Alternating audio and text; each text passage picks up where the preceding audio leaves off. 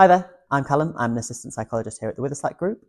Coming back to school in September can be really tricky for some of our young people, and I wanted to give you some of my top tips for helping prepare your young person for returning to school.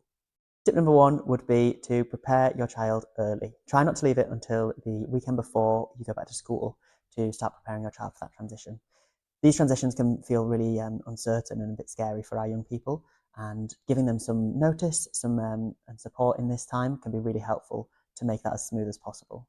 That might look like using visuals such as a calendar that they can look at, and maybe you're ticking off how far through the summer holidays you are and how close it is until you go back to school, and having those conversations, just gently reminding them how many weeks it is or days it is until they go back to school, or how much time they've had in the summer holidays. Tip number two would be to make sure you start preparing that morning routine again as early as possible. Again, like I was saying, we don't want to leave it until the last week to start preparing this. Maybe a couple of weeks before the end of the summer holidays, you want to start thinking about getting your child to slowly build up that morning routine so that it's ready for them when they come back in September. So that might be that you just start getting up early or getting up on time, or the time that you would be getting up for in September or for school. That could be just your child, that could be the whole household, depending on what you think would be best for your child.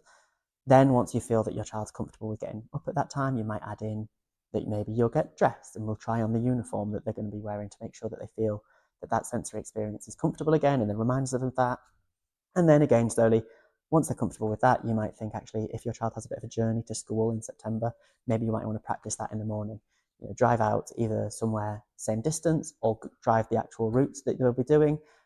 But again, we're not expecting that they would then go to school. You could then go and do something in the area or come back. And it just gets them used to feeling what that morning might be like, so that it's not a complete shock for them in September.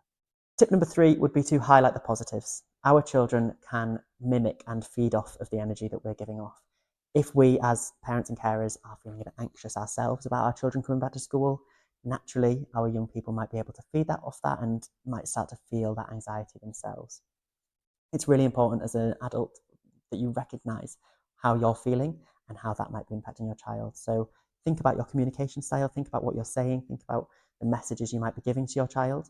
And it's really important to give them that space to also, if they are feeling anxious about it, they can do that. You've got that open, honest communication with them, but also do try and feed in the positives there. So is there certain people they might have missed, maybe like their friends or the adults at school that they might not have been able to see over the 6 weeks holidays, and they might look forward to going and seeing them back in school?